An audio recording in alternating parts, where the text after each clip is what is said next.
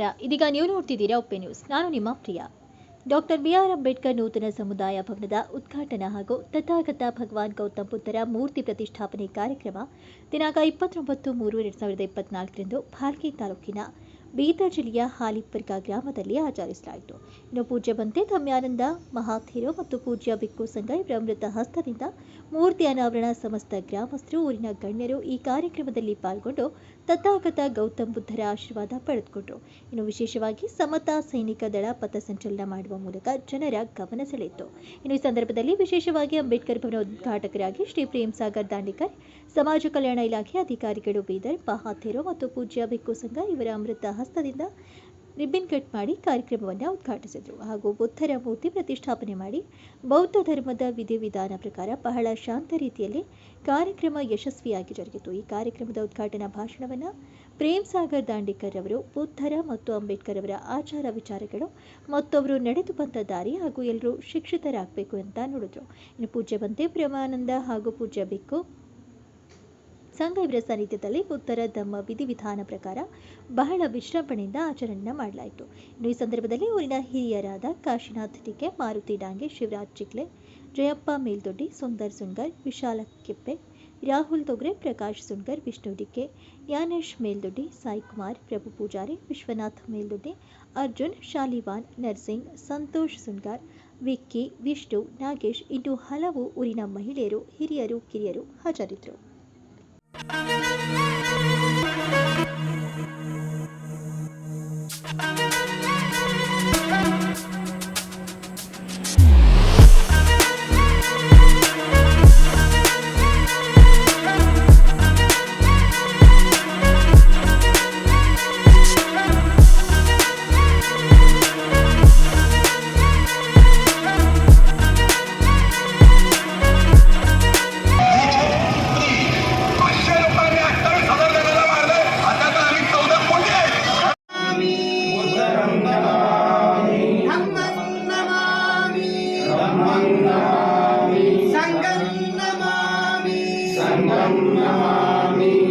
साधु साधु साधु साधु साधु साधु महाकाल जगत भगवान बुद्ध की जय।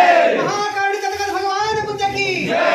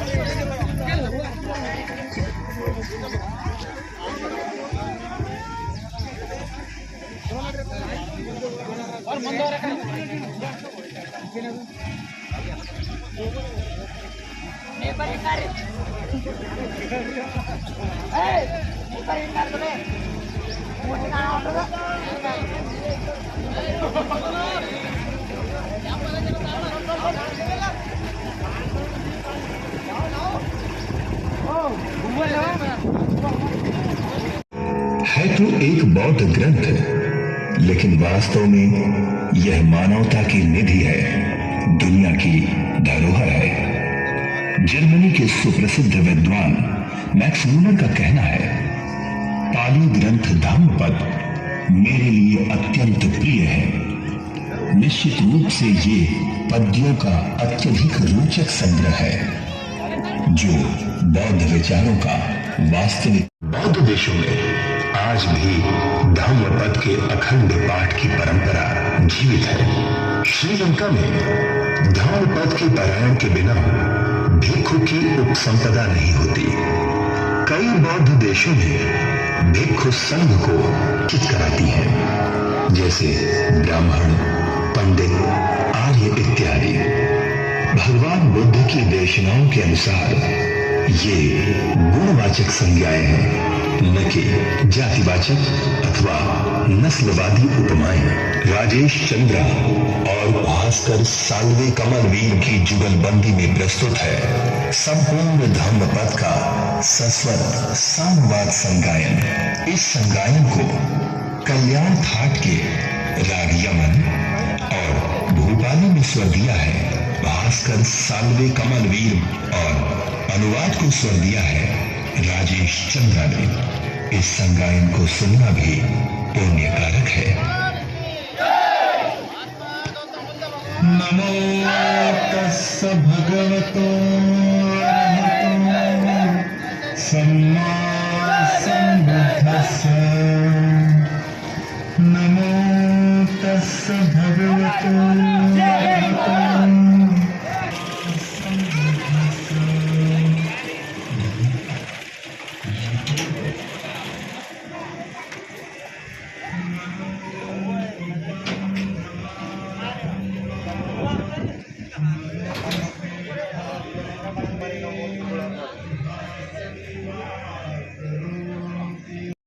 नहीं सोचते उनका वैर शांत हो जाता है। नहीं वेरेन वेरानि सम्मन्ति कुदाचन अवेरेन च सम्मन्ति विहरन्तं इन्द्रियेषु रसन्तं भोजनं हि अमत्यं कुसीतं हीनवीर्यं तं मे पसहति मारो वातो रुक्षं वधुबरम्। जो शुभ शुभ को ही देखते हुए विहार करते हैं, काम भोग के जीवन में रत रहते हैं, इंद्रियों से असंग है, भोजन की भोजनं चमत्तयं सद्धं आरब्धवीर्यं तं मे न पसहति मारो वातो सेनं वपतन्। जो अशुभ को देखते हुए विहार करते हैं, काम भोगों के जीवन में रत नहीं होते, जिनकी इंद्रियां उनके वश में रहती हैं, जिसे भोजन की उचित नहीं सकता, जैसे वायु हिमालय पर्वत को हिलाता है।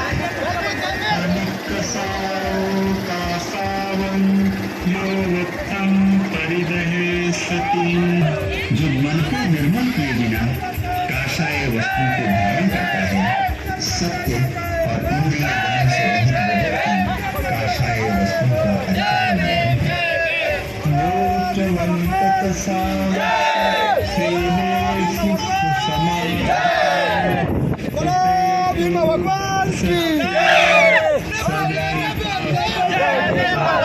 संतप्त गोचरा।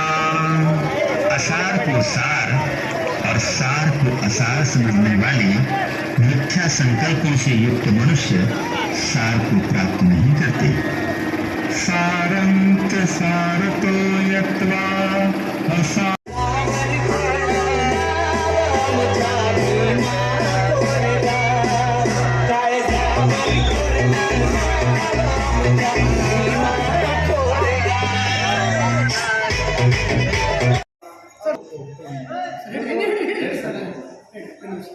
सेकंड का नोट सेकंड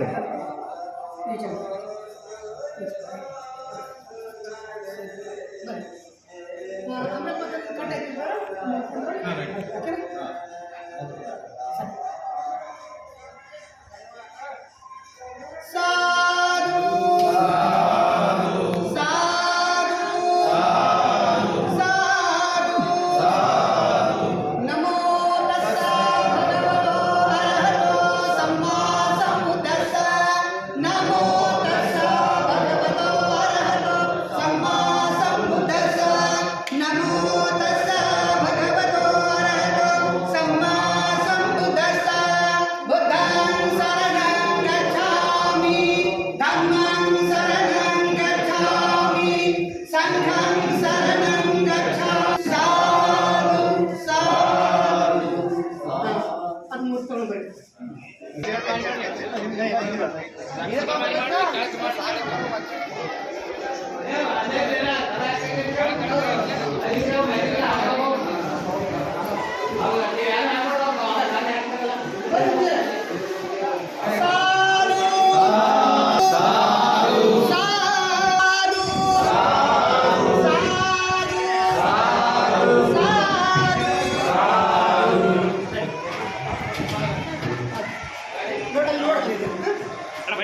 ಹಾಗಾಗಿ ಸಮಾಧಾನವಾಗಿ ನಾವು ತೆಗೆದುಕೊಂಡು ಶಾಂತತೆಯನ್ನ, ಯಾಕಂದ್ರೆ ಬುದ್ಧ ಏನಂದ್ರೆ ಶಾಂತಿಯ ಪ್ರತೀಕ, ಸಮಾಧಾನ ಪ್ರತೀಕ, ಎಲ್ಲರಿಗೂ ಮಂಗಳ ಬಯಸಕ್ಕೆ ಮೇಲೆ ಬುದ್ಧ ಧರ್ಮವನ್ನು ಸಂಸ್ಕಾರ ಕೇಂದ್ರ ಅಂತೇಳಿ ನಾವು ಹೇಳಬಹುದು. ಹಾಗಾಗಿ ನಮ್ಮ ದಾಂಡೇಕರ್ ಸರ್, ಅಧಿಕಾರಿ ಸರ್ ಇದ್ದಾರೆ, ಎಲ್ಲ ತಾವೆಲ್ಲರೂ ಸೇರಿದ್ರಿ. ಎಲ್ಲ ಬಂಧುಗಳು, ನಮ್ಮ ಭಾವನೆ ಇಡೀ ಲೋಕದ ಮೇಲೆ, ಇಡೀ ಪ್ರಪಂಚ ಜೀವಿಗಳು, ಮಾನವ ಕುಲಪಂಡಿಗಳು, ಸರ್ವ ಜೀವಿಗಳು, ವಿಶ್ವ ಜೀವಿಗಳು, ದೇವ ಮಾನವರು ಸುಖಿಯನ್ನು ಬಯಸತಕ್ಕಂಥ ಬುದ್ಧ ಧರ್ಮದ ಒಂದು ತಿರುಳಾಗಿರ್ತಕ್ಕಂಥದ್ದು. ಇವಾಗ ನಾವೆಲ್ಲರೂ ಸಾಮೂಹಿಕವಾಗಿ ವಂದನೆ ಮಾಡೋಣ. ನೀವೆಲ್ಲರೂ ಶಿಸ್ತನ್ನು ಕಾಪಾಡಿಕೊಂಡು ಲೈನವಾಗಿ ಸಾಮೂಹಿಕವಾಗಿ ಕುಳಿತುಕೊಳ್ಳುವುದಾಗಿ ತಮ್ಮಲ್ಲಿ ವಿನಂತಿಪೂರ್ವಕವಾಗಿ ನಡೆಸಿಕೊಡ್ತಾ ಇದ್ದೇವೆ. ಎಲ್ಲರೂ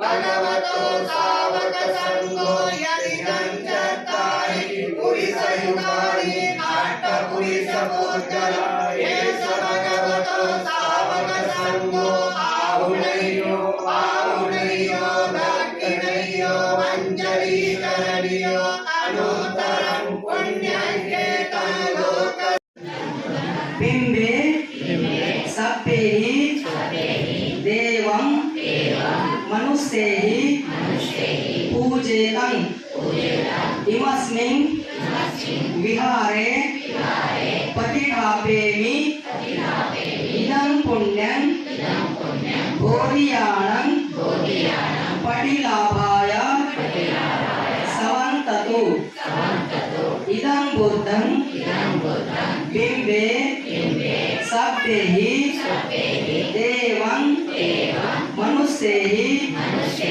पूजेतं इमं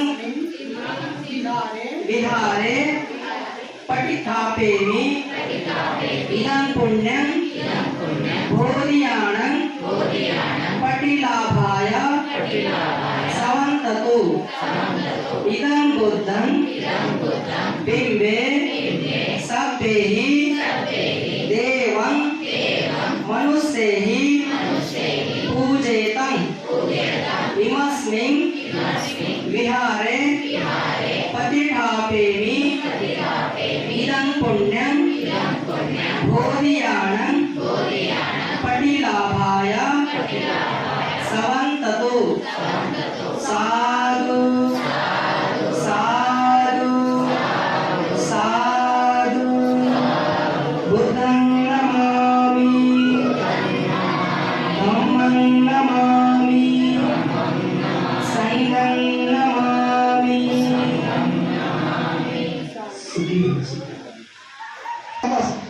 ಸಮಯ ಇದೆ ಒಂದು 15 ನಿಮಿಷ ಅವರು ಮಾತಾಡ್ತಾರೆ. ನಾನು ಹೆಚ್ಚು ಮಾತಾಡೋದಿಲ್ಲ, ಕೇವಲ 5 ನಿಮಿಷದಲ್ಲಿ ನಾನು ಆಶೀರ್ವಾದ ಮಾಡುವ ಸಂಘದವರು ಆಶೀರ್ವಾದ ಮಾಡ್ತೇವೆ. ಹಾಗಾಗಿ ತಾವು ಸಹಕರಿಸಿ ನಿಗ್ರಹಿಸಿ ಈ ಮಾಹಿತಿಯನ್ನು ನಾನು ಸಾಹೇಬರಿಗೆ ಕೊಡ್ತಾ ಇದ್ದೇನೆ. ಇವತ್ತು ಹಾಲಿಪರ್ಗ ಗ್ರಾಮದಲ್ಲಿ ತಥಾಗತ ಭಗವಾನ್ ಬುದ್ಧರ ಮೂರ್ತಿ ಪ್ರತಿಷ್ಠಾಪನೆ ಹಾಗೂ ಬುದ್ಧ ವಿಹಾರದ ಉದ್ಘಾಟನಾ ಕಾರ್ಯಕ್ರಮಕ್ಕೆ ಈ ಒಂದು ಕಾರ್ಯಕ್ರಮದ ನಿಮಿತ್ತ ಪ್ರಥಮವಾಗಿ ತಥಾಗತ ಭಗವಾನ್ ಬುದ್ಧ ಡಾಕ್ಟರ್ ಬಾಬಾ ಸಾಹೇಬ್ ಅಂಬೇಡ್ಕರ್ ಅವರ ಪಾದಕಮಲಗಳಿಗೆ ವಂದಿಸುತ್ತಾ ವೇದಿಕೆ ಮೇಲೆ ಆಸೀನರಾದಂಥ ನಮ್ಮೆಲ್ಲ ಬೌದ್ಧ ಭಿಕ್ಕುಗಳಿಗೂ ಕೂಡ ಶ್ರೀಚರಣ ಒಂದು ಪಂಚಶೀಲ ಮುಖಾಂತರ ಅವರಿಗೆ ವಂದಿಸುತ್ತಾ ಇಲ್ಲಿ ಬಂದಂಥ ಹಾಲಿಪರ ಗ್ರಾಮದ ಎಲ್ಲ ಸಹೋದರ ಸಹೋದರಿಯರೇ, ತಂದೆ ತಾಯಿಯರೇ, ಅಣ್ಣ ತಮ್ಮಂದಿರೇ ಮತ್ತು ಎಲ್ಲ ಬಾಂಧವರೇ, ಇವತ್ತು ಬಹಳಷ್ಟು ಒಂದು ಸಂತೋಷದ ವಿಷಯ. ಮುಂದೆ ಅಂದರೆ ಈಗ 14ನೇ ಏಪ್ರಿಲ್ ಒಂದು ನಮ್ಮ ಅತ್ಯಂತ ದೊಡ್ಡ ಹಬ್ಬ ನಾವು ಮುಂದೆ ಮಾಡಲಿದ್ದೇವೆ. ಅದರ ಪೂರ್ವಭಾವಿಯಾಗಿ ನೀವು ಒಂದು ಸುಂದರವಾದಂಥ ಒಂದು ಅವಕಾಶವನ್ನು ನೀವು ಊರಲ್ಲಿ ಮಾಡಿಕೊಳ್ಳಿ. ಸುಂದರವಾದಂಥ ಒಂದು ತಥಾಗತ ಭಗವಾನ್ ಬುದ್ಧರ ಆಗಮನವಾಗಿದ್ದು ನಿಮ್ಮ ಒಂದು ಊರಿಗೆ, ನಿಮ್ಮ ಒಂದು ಕಾಲೋನಿಗೆ ಈ ಒಂದು ಸುಂದರವಾದಂಥ ಒಂದು ಬುದ್ಧ ವಿಹಾರವನ್ನು ನಿರ್ಮಾಣ ಮಾಡಿ ಜಗತ್ತಿಗೆ ಶಾಂತಿ ಮಂತ್ರವನ್ನು ಕೊಟ್ಟಂಥ ತಥಾಗತ ಭಗವಾನ್ ಬುದ್ಧರನ್ನು ಬಿಹಾರದಲ್ಲಿ ಅಷ್ಟೇ ಅಲ್ಲ, ನಮ್ಮ ಮನೆ ಮತ್ತು ಮನದಲ್ಲೂ ಕೂಡ ನೀವು ಪ್ರತಿಷ್ಠಾಪಿಸಿಕೊಂಡಿದ್ದೀರಿ ಅಂತ ನಾನು ಭಾವಿಸ್ತೀನಿ. ಜಗತ್ತಿಗೆ ಶಾಂತಿಯನ್ನು ಕೊಟ್ಟವರು ತಥಾಗತ ಭಗವಾನ್ ಬುದ್ಧರು. ಶಾಂತಿಯ ಮುಖಾಂತರ ಇಡೀ ಜಗತ್ತಿನ ತುಂಬೆಲ್ಲ ಇವತ್ತು ಬೌದ್ಧ ಧರ್ಮವನ್ನು ಹರಡಿದಂಥವರು ತಥಾಗತ ಭಗವಾನ್ ಬುದ್ಧರು. ಪ್ರಜ್ಞೆ, ಶೀಲ, ಕರುಣ, ಶಾಂತಿ, ಪ್ರೇಮ, ತಾಳ್ಮೆ, ದುಃಖ ನಿವಾರಣೆ, ಇದೆಲ್ಲರ ಮುಖಾಂತರ ಈ ಜಗತ್ತನ್ನು, ಈ ಜಗತ್ತಿನ ಜನರ ಮನಸ್ಸನ್ನು ಗೆದ್ದಂಥವರು ಭಗವಾನ್ ಬುದ್ಧರು. ಇವತ್ತಿನಿಂದ ನೀವು ನಿಮ್ಮ ಮನಸ್ಸಾಗಿರ್ಬೋದು, ನಿಮ್ಮ ಮನೆ ಆಗಿರ್ಬೋದು, ನಿಮ್ಮ ಜಗಲಿ ಆಗಿರ್ಬೋದು, ನಿಮ್ಮ ಹಬ್ಬಗಳಾಗಿರ್ಬೋದು, ನಿಮ್ಮ ನಡೆ ನುಡಿ ಎಲ್ಲವೂ ಇವತ್ತಿನಿಂದ ಏನಾಗ್ತದೆ ಅಂದ್ರೆ ನೀವೆಲ್ಲರೂ ಬೌದ್ಧ ಧರ್ಮೀಯರಾಗ್ತೀರಿ, ಬುದ್ಧರಾಗ್ತೀರಿ. ಬಾಬಾ ಸಾಹೇಬರು ನಮಗೇನು ಮಂತ್ರವನ್ನು ಹೇಳಿಕೊಟ್ಟು ಹೋಗಿದ್ರು, ಯಾವ ಧರ್ಮವನ್ನು ನಮಗೆ ತೋರಿಸ್ಕೊಟ್ಟಿದ್ರು, ಆ ಧರ್ಮವನ್ನು ನಾವು ಇವತ್ತಿನಿಂದ ನಮ್ಮ ಪೂಜ್ಯ ಭಂತೇಜಿಯವರು ಯಾವ ಥರ ಹೇಳಿಕೊಟ್ಟಿದ್ದಾರೋ ಆ ಥರ ನಾವೆಲ್ಲರೂ ಪಾಲನೆ ಮಾಡೋದಕ್ಕೆ ನಾವೆಲ್ಲರೂ ಬದ್ಧರಾಗ್ತೇವೆ. ಆ ಮುಖಾಂತರ ನಮ್ಮ ಮನಸ್ಸಿನಲ್ಲಿ, ನಮ್ಮ ಮನೆಯಲ್ಲಿ ಬುದ್ಧರೇ ಇರ್ತಾರೆ ಹೊರತು ಬೇರೆ ಯಾರೂ ಇರುವುದಿಲ್ಲ ಅನ್ನೋದನ್ನು ಇವತ್ತು ನಾವು ನಮ್ಮನ್ನು ನಾವೇ ಬುದ್ಧರನ್ನ, ಬಾಬಾ ಸಾಹೇಬ್ ಅಂಬೇಡ್ಕರ್ ಅವರನ್ನು ಶಾಂತಿಪೂರ್ವಕವಾಗಿ ಏನು ಮಾಡಿದ್ದೇವೆ ಅಂದರೆ ಪ್ರತಿಷ್ಠಾಪನೆ ಮಾಡಿ ನಾವು ಬುದ್ಧರನ್ನ, ಬಾಬಾ ಸಾಹೇಬರನ್ನ ಅನುಸರಿಸುವಂತರಾಗ್ತೀವಿ ಅನ್ನುವಂಥ ಮಾತನ್ನು ನಾನು ಈ ಸಂದರ್ಭದಲ್ಲಿ ಹೇಳ್ತೀನಿ.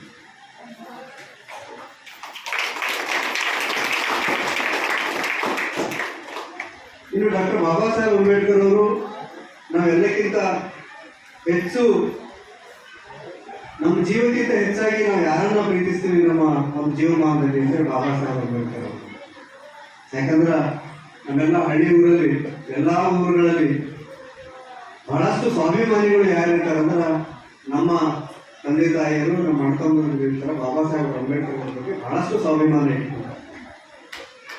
ಇವತ್ತು ಈ ದೇಶದಲ್ಲಿ, ಈ ಜಗತ್ತಿನಲ್ಲಿ ಎಲ್ಲಿ ಹೋದ್ರೂ ಕೂಡ ನಮ್ಮ ಜನ ಎಲ್ಲೇ ಹೋಗ್ಲಿ ಅಲ್ಲಿ ನಾವು ಬುದ್ಧರನ್ನ ತಗೊಂಡು ಹೋಗ್ತೀವಿ, ನಾವು ಬಾಬಾ ಸಾಹೇಬ್ ಅಂಬೇಡ್ಕರ್ ಅನ್ನ ತಗೊಂಡು ಹೋಗ್ತೀವಿ.